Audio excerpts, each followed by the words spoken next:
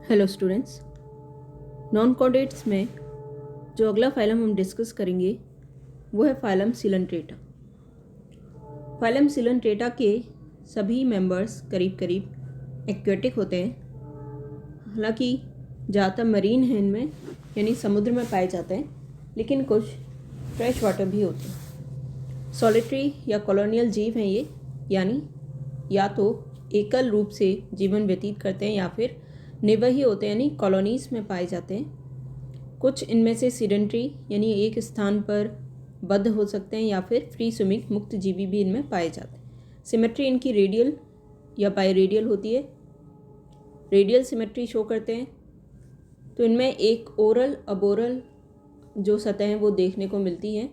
इसके अलावा biradial symmetry भी होती है जो स्पेशली सी एनिमल्स जो होते हैं उनमें देखने को मिलती है। Body organisation cell tissue grade का होता है, यानी सेल्स यहाँ पर टिश्यू फॉर्म्स कर रहे हैं। ये टिश्यूज़ जो हैं एक ही प्रकार के सेल्स के बने होते हैं और कोई ना कोई स्पेशलाइज्ड फंक्शन परफॉर्म करते हैं। सेल्स के डिफरेंट फंक्शंस हो सकते हैं। फॉर एग्जांपल कुछ सेल्स यहाँ पर नर्व नेट बनाते हैं जो कि सिग्नल्स को ट्रांसमिट करने का काम करते हैं। इनमें एक्सोस्केलेटन पाई जाती है और ये जो एक्सोस्केलेटन होती है जनरली या तो पेरिजार्क के फॉर्म में होती है या फिर कैल्केरियस स्केलेटन होती है जो कि कोरल्स फॉर्म करती है। बॉडी वॉल इनकी डिप्लोब्लास्टिक है, सही मायनों में या ट्रूली डिप्लोब्लास्टिक एनिमल्स हैं ये। 2 सेलुलर लेयर्स होती हैं इनमें, यानी सेल्स की 2 लेयर्स पाई जाती हैं। बाहर की जो लेयर है वो एपिडर्मिस, अंदर की लेयर गैस्ट्रोडर्मिस कहला रही है। और इनके बीच में एक मीजोग्लोया जो कि जेलेटिन लाइक जेलेटिनस लेयर है जिसमें जनरली सेल्स नहीं पाए जाते, वो भी प्रेजेंट होती है। किसी किसी टाइप में जो ज़्यादा एडवांस टाइप्स हैं उनमें इस मीजोग्लोया में कुछ सेल्स और कनेक्टिव टिश्यू भी पाए जा सकते हैं। 2 तरह के इंडिविजुअल्स जनरली इनमें देखने को मिलते हैं इनकी लाइफ साइकिल में। पॉलिप्स फॉर्म जो इनमें देखने को मिलती है वो एक अटैच्ड फॉर्म होती है, जबकि एक मेडुसी फॉर्म इनमें देखने को मिलती है जो कि फ्री स्विमिंग या मुक्त प्लावी होती है। तो ये एक तरह से पॉलीमॉर्फिज्म शो करते हैं, यानी अगर ये कॉलोनीज़ में जैसे पाए जा रहे हैं या इंडिविजुअल भी हैं तो इनमें जो है एक से अधिक फॉर्म्स देखने को मिलती हैं। कुछ पॉलिप फॉर्म्स होती हैं और कुछ मेडुसी फॉर्म होती हैं। इनके फंक्शंस भी डिफरेंट होते हैं। For example polyps generally nutrition के लिए रेस्पॉन्सिबल होते हैं, जबकि मेडुसा फॉर्म जो है इनकी एक रिप्रोडक्टिव फॉर्म है। इनमें टेंटिकल्स पाए जाते हैं। टेंटिकल्स जो हैं पॉलिप्स के माउथ के अराउंड, और जो मेडुसा है जो कि अम्ब्रेला लाइक फॉर्म होती है उसके जो मार्जिन है उसके अराउंड जो है जनरली बहुत ही शॉर्ट टेंटिकल्स पाए जाते हैं। इनकी खास बात है कि इनके जो टेंटिकल्स हैं उनमें जो है कुछ स्पेशल टाइप के सेल्स मिलते हैं जिनको हम स्टिंगिंग सेल्स या नीमेटोसिस्ट बुलाते हैं। ये जो नीमेटोसिस्ट होते हैं जनरली टेंटिकल्स में इनकी संख्या ज़्यादा होती है। ये अडेशन के काम आते हैं, यानी किसी भी सरफेस से अटैच करना हो इन्हें। फूड कैप्चर के काम आते हैं, यानी अपना भोजन पकड़ना हो इन्हें, या ऑफेंस और डिफेंस के लिए भी काम आते हैं।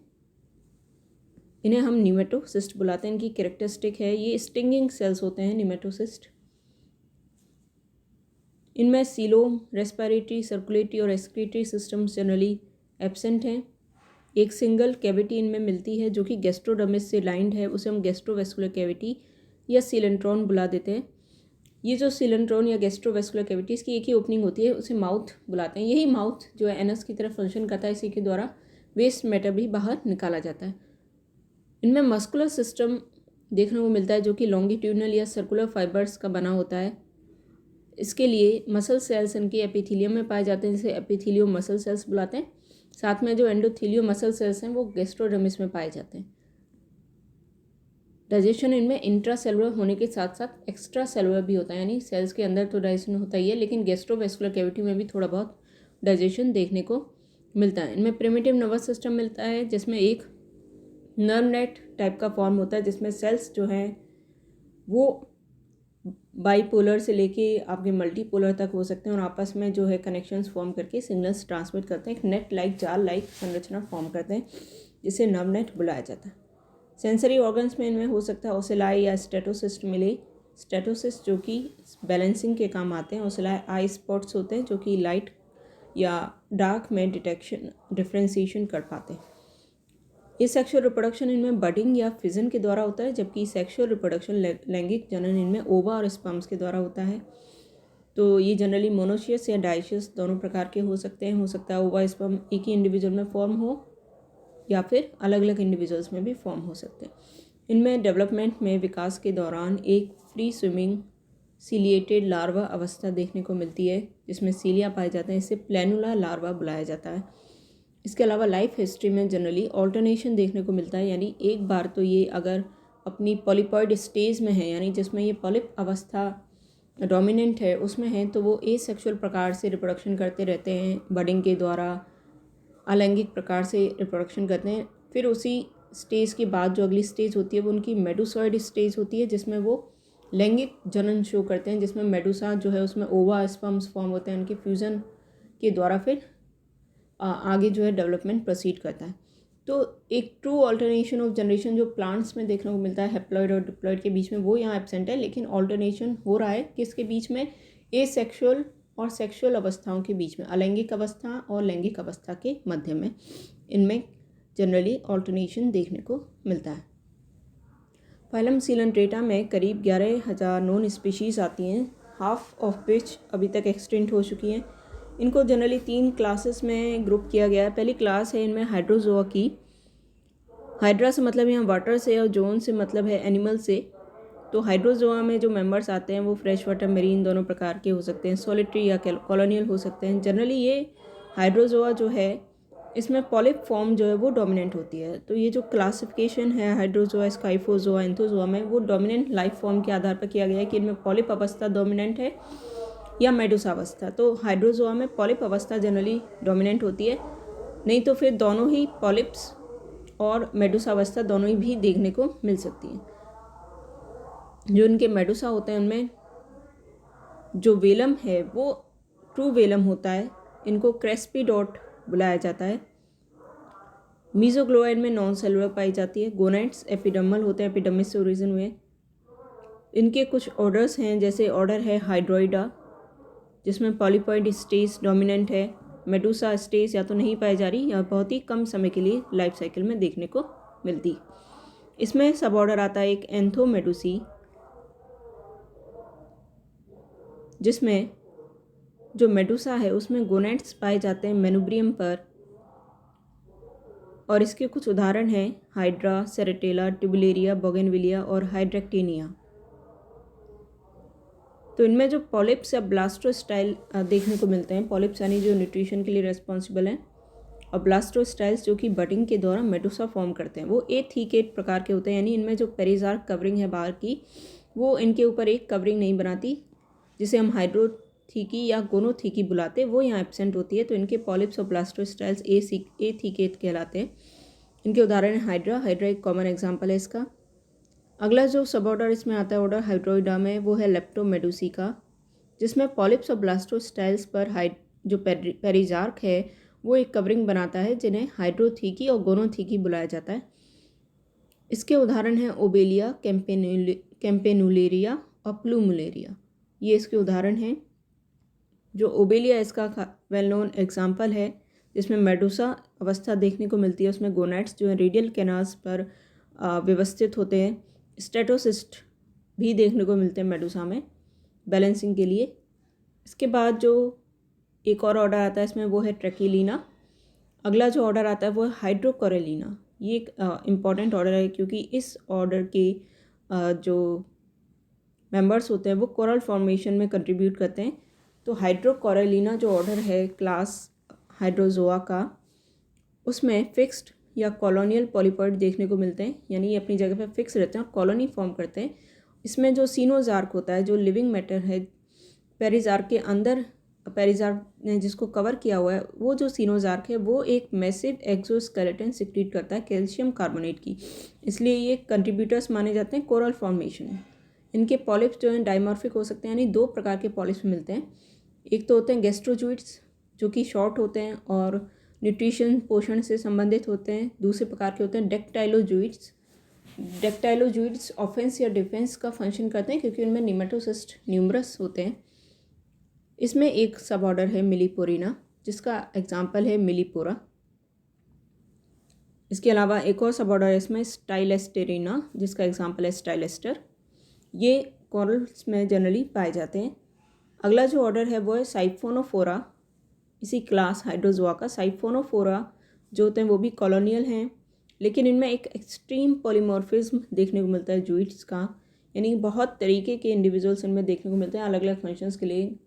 डेक्टाइलोजूइट्स हैं, गैस्ट्रोजूइट्स हैं, ब्लास्टोजूइट्स हैं, ये सब इनमें देखने को मिलते हैं। इनमें मेडुसा जो होते हैं इनकम्प्लीट होते हैं और बहुत ही कम वो फ्री पाए जाएंगे। इसमें जो कुछ उदाहरण है उसके एग्जांपल हैं एबाइला, डाइफाइस। ये जो इनको दो सब ऑर्डर्स में जनरली बांटा गया है। एक तो है कैलिकोफोरा, जिसमें न्यूमेटोफोर जो है वो एब्सेंट रहता है, जो एक गैस से भरा हुआ फ्लोट होता है जो जनरली देखने को मिलता है इनमें, वो एब्सेंट है। उनको कैलिकोफोरा में रखा गया है सब ऑर्डर में।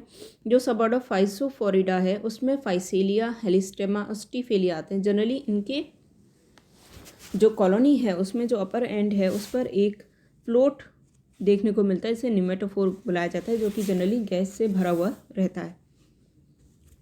अगला जो ऑर्डर आता है वो है कॉन्ड्रोफोरा का। ये भी एक पॉलीमॉर्फिक कॉलोनी है। इसमें भी एक न्यूमेटोफोर पाया जाता है जो कि गैस से भरा रहता है। इसमें डिफरेंस सिर्फ इतना है कि यहाँ पर जो मेडुसा प्रोड्यूस होते हैं वो फ्री होते हैं। इसके उदाहरण हैं पॉर्पिटा और वेलेला। अगली जो क्लास है स्काइफोजोआ, उसमें भी मरीन फॉर्म्स आती हैं केवल, यानी फ्रेश वाटर फॉर्म्स नहीं है। सॉलिटरी फॉर्म्स होती हैं ये, यानी कॉलोनीज फॉर्म नहीं कर रही है ये, और इनमें मेडुसा अवस्था जो है वो डोमिनेंट होती है। इससे पहले की जो क्लास है हाइड्रोजोआ उसमें पॉलिप अवस्था डोमिनेंट थी, या फिर पॉलिप और मेडुसा दोनों पाए जा रहे थे, लेकिन मेडुसा कम समय के लिए देखने को मिलती है। यहाँ पे साइफोजोआ में जो मेडुसा अवस्था है वो डोमिनेंट है और पॉलिप अवस्था या तो रिड्यूस हो गई है या फिर एब्सेंट होती है। इनमें जो गैस्ट्रोवेस्कुलर कैविटी है उसमें पाउचेस देखने को मिलते हैं जिन्हें गैस्ट्रिक पाउचेस बुलाते हैं। मेडुसा जो होते हैं उनमें वेलम नहीं मिलता, यानी एक क्रेस्पिडोट प्रकार के होते हैं। मीजोग्लोया जो है वो जेलेटिनस होती है, उसमें सेल्स भी देखने को मिल सकते हैं। गोनाइड्स इनमें गैस्ट्रोडर्मल होते हैं, यानी गैस्ट्रोडर्मिस से ओरिजिनेट होते हैं। तो इसमें जो कुछ ऑर्डर्स आते हैं उनमें एक है स्टोरोमेडुसी, जो कि सेसाइल होते हैं और इनमें एक स्टॉक पाया जाता है, उसके द्वारा ये अटैच रहते हैं। लुसर्नेरिया इसका एग्जाम्पल है। इसके अलावा एक ऑर्डर आता है इसमें डिस्कोमेडुसी का, जिनमें 8 टेंटिकुलोसिस्ट या रोपेलिया पाए जाते हैं। इनमें 4 लॉन्ग ओरल आर्म्स भी मिलते हैं, यानी जो माउथ है उसके चारों तरफ 4 लॉन्ग आर्म्स देखने को मिलते हैं। इसका उदाहरण है ऑरेलिया, पेलेजिया या साइनिया। फिर एक ऑर्डर है राइजोस्टोमी का, जिसमें बहुत सारे माउथ होते हैं, मुख होते हैं, और उनके साथ ओरल आर्म्स जो हैं फ्यूज़ हो जाते हैं और 8 या 8 से अधिक टेंटिकुलोसिस्ट या रोपेलिया जो है वो देखने को मिलते हैं। इसके उदाहरण है राइजोस्टोमा। अगली जो क्लास है एंथोजोआ या एक्टिनोजोआ, वो भी मरीन होते हैं एक्सक्लूसिवली, सॉलिटरी या कॉलोनियल दोनों प्रकार के। इनमें जो है पॉलिप अवस्था डोमिनेंट होती है और कोई मेडुसी नहीं देखने को मिलते, यानी पूरी तरह से पॉलिप्स होते हैं ये। इनमें जो गैस्ट्रोवेस्कुलर कैविटी है उसको 8 मीजेंट्रीज जो हैं डिवाइड करती हैं, यानी एक तरह से वो सेप्टा द्वारा सब डिवाइडेड हो जाती है कैविटी। 8 मीजेंट्रीज उसे डिवाइड कर रही हैं। मीजोग्लोया, इनमें भी सेलुलर होती है, यानी मीजोग्लोया जो एपिडर्मिस और गैस्ट्रोडर्मिस के मध्य वाली लेयर है उसमें सेल्स भी देखने को मिलते हैं। मीजेंट्रीज जो हैं उनमें निमेट्रोसिस देखने को मिलते हैं, और इनमें जो गोनाइड्स होते हैं वो गैस्ट्रोडर्मल होते हैं। इसमें जो जनरली 3 सब क्लास आती हैं। एक सब क्लास इसमें टेबुलेटा जो कि एक्सटिंक्ट एंथोजोन्स की है, लेकिन जो 2 मेन सब क्लासेस हैं वो है ऑक्टोकोरेलिया और हेक्साकोरेलिया। ऑक्टोकोरेलिया को एल्सायोनेरिया भी बुलाया जाता है। ये कॉलोनियल होते हैं सबके सब। इसमें जो पॉलिप्स होते हैं इनमें टेंटिकल्स पाए जाते हैं, 8 पिन्नेट टेंटिकल्स, और साथ में इनकी गलेट में एक साइफोनोग्लिफ जो है वो पाया जाता है वेंट्रली। इसमें जो कुछ ऑर्डर्स आते हैं ये सभी जो है जनरली कोरल फॉर्मेशन में कंट्रीब्यूशन करते हैं। जैसे पहला ऑर्डर है स्ट्रोलोनीफेरा का, जिसमें ट्यूबिपोरा ऑर्गन पाइप कोरल जिसे जनरली बुलाया जाता है वो इसमें इंक्लूड किया गया है, जिसमें इसकी जो स्केलेटन होती है वो कैल्केरियस होती है और ट्यूब्स की फॉर्म में पाई जाती है, इसलिए इसे ऑर्गन पाइप कोरल नाम दिया गया है। इसी तरह एक ऑर्डर है इसमें एल्सायोनेशिया का, जो कि जिसमें जो एक फ्लैशी मास देखने को मिलता है, इसे सीननकाइम बुलाते हैं। उसी में पॉलिप्स जो एम्बेडेड रहते हैं, और स्केलेटन जो होती है इनकी कैल्केरियस स्पिक्यूल्स की होती है।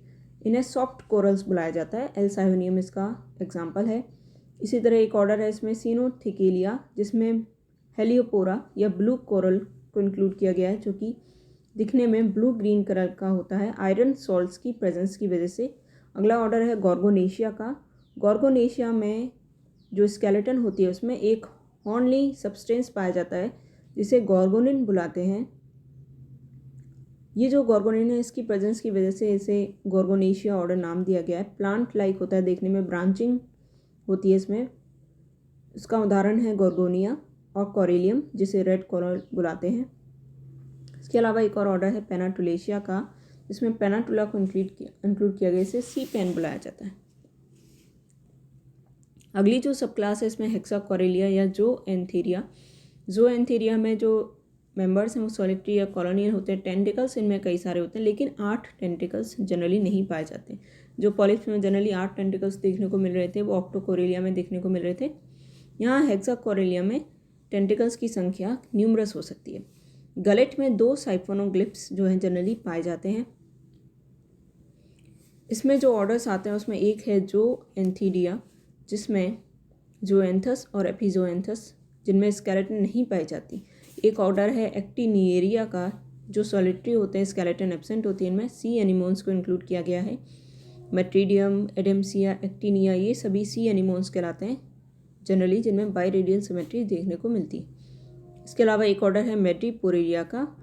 इन्हें हम ट्रू या स्टोनी कोरल्स बनाते हैं, क्योंकि इनमें से ये जो सभी मेंबर्स हैं इसके वो कोरल फॉर्म करते हैं। और सबसे इम्पॉर्टेंट या मेन कंट्रीब्यूटर्स यही हैं, सॉलिटरी या कॉलोनियल होते हैं मेड्रीपोरेरिया के सदस्य। एक्सोस्केलेटन जो उनमें होता है वो कैल्शियम कार्बोनेट का बना होता है, हार्ड होता है काफ़ी और काफ़ी मासिव हो सकता है।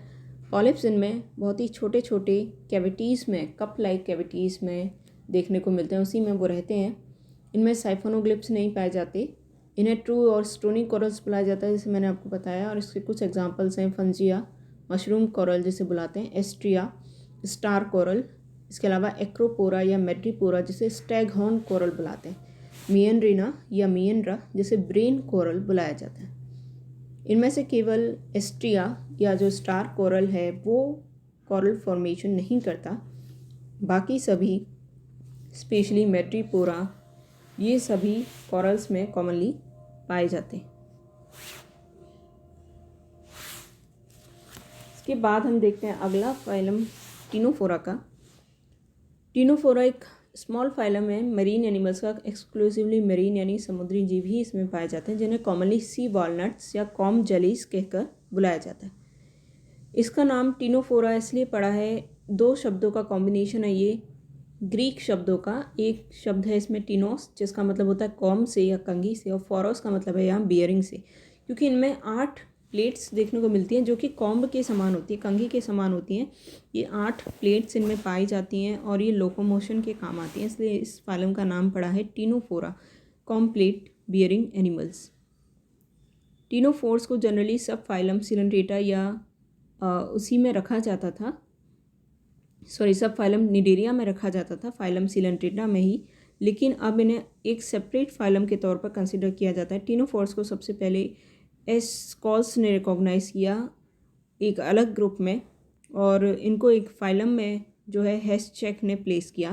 तो इनके कुछ जनरल कैरेक्टर्स देखें तो जैसा मैंने बताया, पूरी तरह से मेरीन होते हैं, समुद्र में पाए जाते हैं, सॉलिटरी होते हैं यानी एकल जीव हैं, कॉलोनीज फॉर्म नहीं करते, फ्री स्विमिंग हो सकते हैं यानी या तो खुद से लोकोमोशन कर रहे हैं या जो वाटर करंट है उसके साथ में बहते रहते हैं। कोई पॉलीमॉर्फिज्म इनमें देखने को नहीं मिलता। सिमेट्री इनमें बाइरेडियल होती है और ओरल अबोरल सतह देखने को मिलती है, मुखीय और अपमुखीय सतह इनमें विजिबल होती हैं। एक्सटर्नल सरफेस पे बाहर पर अगर आप देखें तो 8 रोज़ इनमें देखने को मिलते हैं। ये रोज़ जो हैं वर्टिकली अरेंज रहती हैं और इन्हें कॉम प्लेट्स बुलाया जाता है। इनमें सीलिया पाए जाते हैं जो आपस में फ्यूज्ड हो गए हैं और ये लोकोमोशन में हेल्प करते हैं, इसलिए इनका नाम है कॉम जेलीज। इसके अलावा इनमें एक पेयर टेंटिकल्स का भी देखने को मिल सकता है जनरली। सेल टिश्यू ग्रेड का बॉडी ऑर्गेनाइजेशन है इनमें। ये एसिलोमेट होते हैं और ट्रिप्लोप्लास्टिक हो जाते हैं। सिलेंट्रेट्स जो थे वो डिप्लोप्लास्टिक थे, हालांकि कुछ एडवांस सिलेंट्रेट्स में जो मीजोग्लिया है वो सेलुलर थी, तो उन्हें ट्रिप्लोप्लास्टिक बुला सकते हैं। लेकिन ये जो फाइलम है ये कम्प्लीटली ट्रिप्लोब्लास्टिक है। इसमें आउटर एपिडर्मिस, इनर गैस्ट्रोडर्मिस और बीच में मीजोग्लोया पाई जाती है। इसमें सेल्स और मसल फाइबर्स देखने को मिलते हैं। इनका जो डाइजेस्टिव सिस्टम है उसमें माउथ पाया जाता है, गैस्ट्रोवेस्कुलर कैनाल्स होती हैं और एनल पोर्स पाए जाते हैं जो कि अबोरली लोकेटेड हैं। अपमुखीय सतह पर 2 एनल पोर्स पाए जाते हैं, निमेटोसिस्टम में एब्सेंट होते हैं। इसके अलावा कुछ अडेसिव और सेंसरी सेल्स मिलते हैं जिनको हम कोलोब्लास्ट बुलाते हैं, जो कि इनके टेंटिकल्स पे प्रेजेंट होते हैं और फूड को कैप्चर करने में हेल्प करते हैं। इनका फंक्शन निमेटोसिस्ट की तरह ही है, लेकिन ये निमेटोसिस्ट नहीं है, इन्हें कोलोब्लास्ट बुलाया जाता है। किसी भी तरह का स्केलेटल, सर्कुलेटरी, रेस्पिरेटरी या एक्सक्रीटरी सिस्टम इनमें एब्सेंट होता है। नर्वस सिस्टम पाया जाता है लेकिन डिफ्यूज होता है, यानी किसी एक डायरेक्शनल नहीं है। बोरल जो एंड है इनका, उस पर एक सेंसरी ऑर्गन स्टेटोसिस्ट देखने को मिलता है। ये सभी के सभी हर्मेफ्रोडाइट हैं, मोनोशियस होते हैं। गोनेट्स जो इनमें एंडोडर्म से डेवलप होते हैं। डेवलपमेंट में एक कैरेक्टरिस्टिक लार्वा अवस्था देखने को मिलती है जिसे साइड डिपिड लार्वा बुलाया जाता है। इसके अलावा इनमें एसेक्सुअल रिप्रोडक्शन एब्सेंट है। किसी भी तरह का ऑल्टरनेशन ऑफ जनरेशन जो कि सिलेंटेट्स में देखने को मिल रहा था वो भी यहाँ पर एब्सेंट होता है। डीजनरेशन कॉमन है इनमें। इसका क्लासिफिकेशन देखिए तो इसमें 2 क्लासेस आती हैं। 100 के करीब स्पीशीज़ हैं जिनको 2 क्लासेस में प्लेस किया गया। पहली क्लास है टेंटिकुलेटा, जिसमें 2 लॉन्ग अबोरल टेंटिकल्स मिलते हैं, यानी टेंटिकुलेटा वो क्लास है जिसमें टेंटिकल्स पाए जा रहे हैं। ये टेंटिकल्स 2 होते हैं संख्या में, लंबे होते हैं और अबोरल यानी अपमुखी सतह पर अटैच्ड होते हैं। जो दूसरी क्लास है न्यूडा, उसमें कोई टेंटिकल्स नहीं पाए जाते हैं। तो पहली क्लास टेंटिकुलेटा की बात करें तो इसमें कुछ ऑर्डर हैं, जैसे कि ऑर्डर लोपेटा, उसका एग्जांपल है निमियोप्सिस, जो कि दूसरे मरीन एनिमल्स की जो लार्वा फॉर्म्स होती हैं उस पर फीड करता है। इसी तरह वेलेमन और सेस्टम इसमें ऑर्डर सेस्टिडा में प्लेस किए गए हैं, जिनमें 4 कॉम्प्लेट्स पाई जाती हैं और 4 बाकी की रूडिमेंट्री होती हैं, यानी बहुत ही रिड्यूस होती हैं। बॉडी इनकी रिबन लाइक होती है, वेलेमन या सेस्टम अगर आप देखें इन्हें। एक ऑर्डर इसमें प्लेटिटिनिया का, जो कि क्रीपिंग के लिए अडेप्टेड होते हैं। इनमें टेंटिकल्स वेल डेवलप्ड होते हैं। कॉम्प्लेट्स एब्सेंट होती हैं एडल्ट में। टीनोप्लेना या सीलोप्लेना इनके उदाहरण हैं। जो दूसरी क्लास है न्यूडा, जिसमें टेंटिकल्स नहीं पाए जाते, उसका एग्जांपल है बिरोई, जो कि ऑर्डर बिरोइडा में रखा गया है, जिसमें ना तो टेंटिकल्स हैं, माउथ इनका लार्ज होता है और ये दूसरे टीनोफोर्स पर प्रे करते हैं, यानी उनको अपना भोजन बनाते हैं।